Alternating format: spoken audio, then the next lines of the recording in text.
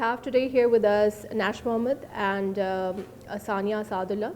Nash represents an organization and a company, a startup called Integry, and Saniya is from Mauqa Online. My first question, Nash, are you a numbers person?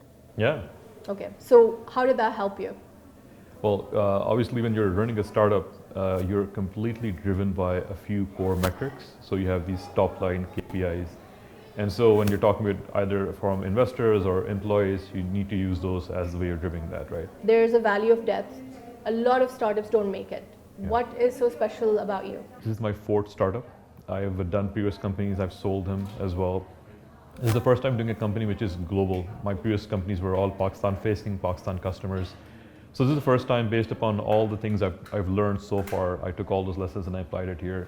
And so we were very lucky, and based upon the amount of progress we showed, we were able to get a lot of really good investors on board, both abroad and here in Pakistan. Saniya, can you tell me about Mauqa Online, something that I don't know? I describe Mauqa in one short phrase, which is that we are an on-demand domestic help service. So when you're in an emergency, you need that extra pair of hands, you want someone who is reliable, trustworthy, and trained, go online, go onto our website, mauqa.online, and we have your back. And it's very important to give domestic help workers the dignity back. And I believe that you're doing that. How are you doing that with the organization? For us, we always say we're customer-centric, and we actually have two customers on our platform. One are the clients who pay, but we also treat our helpers as customers. And for that, we don't refer to them as maids, we actually refer to them as helpers because they're somebody else's helping pair of hands. Nash, your product actually creates optimizations of several apps, correct?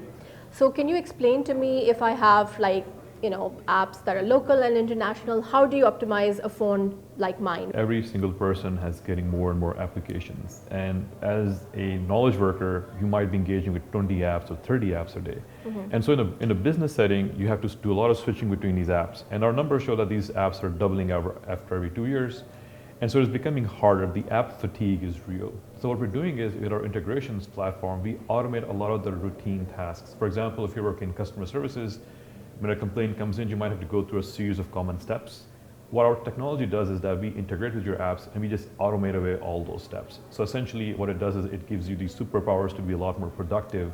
Do you have a productivity number? On average, we save up to 40%. The churn we reduce, that is the amount of time you spend between these apps, we reduced it by 40%.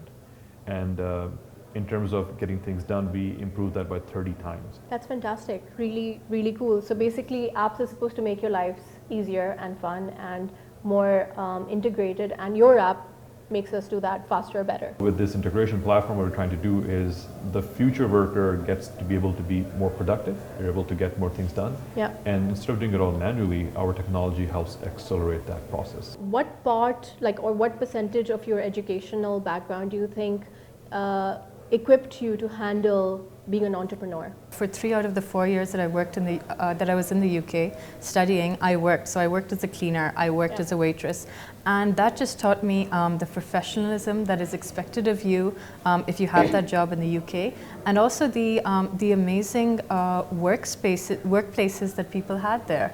And you didn't have, people here didn't have those opportunities if they had the same jobs. You're breaking a barrier of patriarchy as well. Any sort of advice to women entrepreneurs? If it's a dream, it's something you've been thinking about, just go for it.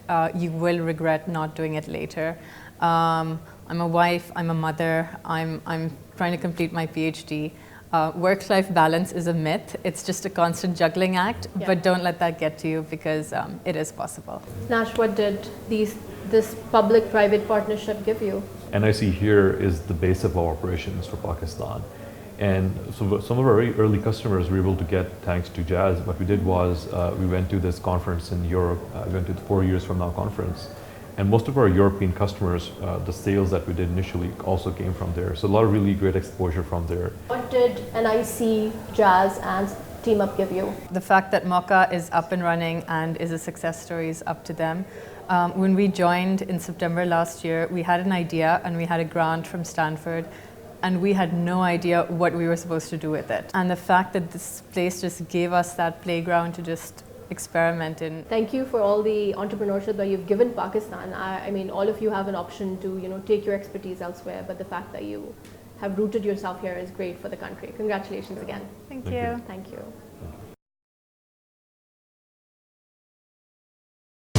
दुनिया को बता दो।